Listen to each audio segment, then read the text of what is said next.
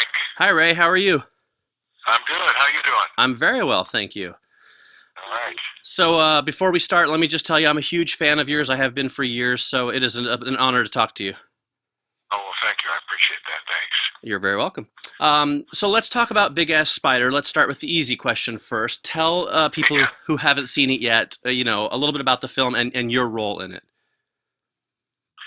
Well, it's a story of an army experiment that goes a little awry, Hmm. and it's a biological genetic experiment, and this little tiny spider, is exposed to certain biological elements, and which increases its growth rate, and its growth rate becomes astronomical, and it becomes a huge, big, giant, big ass spider. Right. And the characters in the film are there's the army unit of which I'm the head of, a Hmm. special forces that comes in to to track down the spider and combat it. There's the character Greg Grunberg plays of an exterminator who's rather a spider expert, Hmm.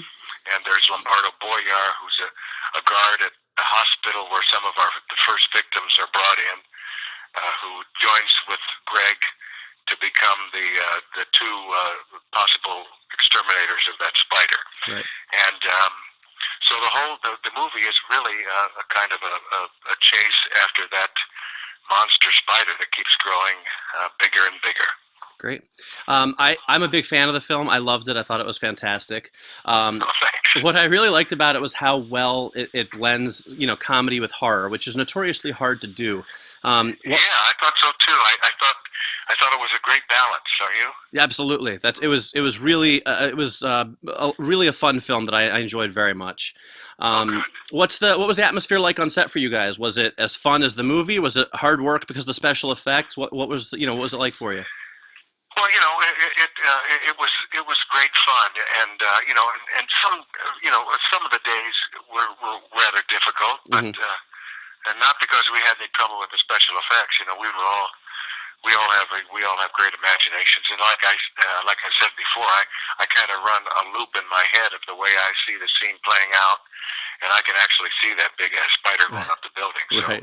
Right. it's no problem for me to react to it and focus on it. And but we had a great relationship on the set. Mike Mendez was great, and I think he's a fine director, and he operated under a lot of budgetary and time restrictions, and I think he really got the most bang for his buck. And I would shudder to think what this guy could do with even like a $20 million budget or Right. $100 million. Forget about it. Right. I Sure. think I think he could be incredible. So we had a great time. Good. Good. I thought it was interesting about your character is you could have played him either broadly comedic or more straight, and I think you kind of ended up a little bit you kind of in between somewhere. How do you Uh, decide which way to play a character like that? well, I just think it's a kind of an intuitive thing for me. I don't make any rash decisions about the character that I play. Hmm.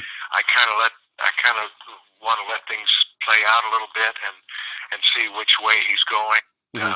and develop that. And if I hit upon a track that I think is right, and I feel it innately that I might want to go with it and explore it a little bit.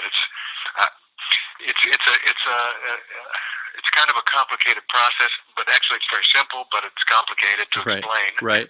And but I think it's just intuitively I can achieve that balance in anything that I do. Really, I play the devil on Reaper, as you know, Yes, I maybe. do. I know. I know very well. I have questions about that later in my list. Don't worry. Oh, yeah, yeah, yeah. Okay, yeah. Yeah, it's a fine line to walk, but I think instinctively I can do it. Sure, sure. Well, so that was a good segue. Let's talk about Reaper for a minute. Then it was one of my Yeah. favorite shows, one of my Oh, favorite thank you. performances of yours. Your Devil was so much fun. Oh, thank you. What Yeah, was I'm the? sorry to see. I was sorry to see him go. Oh, Yeah, we were too. Believe me, definitely. yeah. What was the experience of that show like for you and for the cast and for the fans? Oh, it was great. We it was so well written, Hmm. and those slackers that I worked with were so good. And Tyler Labine and Brett Harrison and Gonzalez, they were just they were great guys, and we were shooting up in Vancouver, having a fun time, you know. And as I said, the scripts were just great, and situations they came up with, and they had a wealth of material to dwell on. Of course, you know, the whole mythology of the devil and hell and all that, demons, all that sort of thing, and we were just breaking the surface, just to, you know, just starting to explore some of the deeper aspects of that whole relationship when it was canceled. So I really felt badly that it ended the way it did. Yeah, I know a lot of fans were very disappointed, myself included. So, but it was great fun while it lasted. So. Yeah. And speaking of another famous role of yours, I have to ask you about your role as Leland Palmer on Twin Peaks. You know, another show that was short-lived but very well loved. Do you still get recognized for it a lot and asked for it a lot? All over the world, yeah. And every set that I come on, even in the last few months, that's the first question people come up and ask about Twin Peaks and about David Lynch and what that experience was like. Right. I can only say that it was the best of days for me. You know, it was a great experience, and I love all those people. It was a fine cast, and we had great directors, and the writing was superb, and everything about it was special. I don't know that we'll ever see the like of that again, and it was just a marvelous moment in time, and again, that was only 30 episodes. Right. My Reaper was only 33 episodes. So, you know, if I ever get past the 34 episode mark, right. Watch out. Yeah, exactly. And one other role, kind of a smaller role in your canon, but you stepped in to voice Perry White in one of the Superman animated movies, and I was curious, you know, what that experience was like for you, being able to do something a little different and get into the voice acting booth, and how you enjoyed that. Well, we weren't in a booth. We were like in a studio room, and we each had our own little lectern and our own microphone, and all of us were sitting on stools. And I was next to Anne Heche and Adam Baldwin, he was playing Superman, and Anne Heche was playing Lois Lane, and we were all there, kind of reacting to each other as characters would in a play, you know, and I found that very interesting and refreshing. I know that a lot of voiceovers are done in the booth, as you say, and you really don't have a connection with the other actors. But in this case, they had us together, so we were able to work more like an ensemble on that day. Very cool. So quickly, I'm curious, you know, your career has spanned pretty much every genre known to man, but you do seem to, you know, continually appear in the kind of the science fiction, the horror, that type of, you know, the genre stuff. Is it a field that you're attracted to, or is there something about it that you really enjoy in the filming and creative process? I'm super attracted to it. As a young man, those 50s horror films with those creatures, you know, Creatures of the Black Lagoon and Creature of the Black Lagoon, and Them with the giant ants, James Whitmore, and then a film called The Thing from Outer Space. It used to be The Thing, you know, with James Arness as The Thing, Kenneth Tobey, and really a great bunch of actors ensemble in that film. So, you know, I was a young boy, you know, 8, 9, 10 years old, watching these films. So I was shaped by them. And when I was 10, I got a first edition of Bram Stoker's Dracula. Nice. And I read it over and over. And I'm half Romanian, so cool. I have an affinity for that part of the country, that part of the world anyway. And when I went there, I think it was around 2002 or somewhere around there, to make a film called Windfall.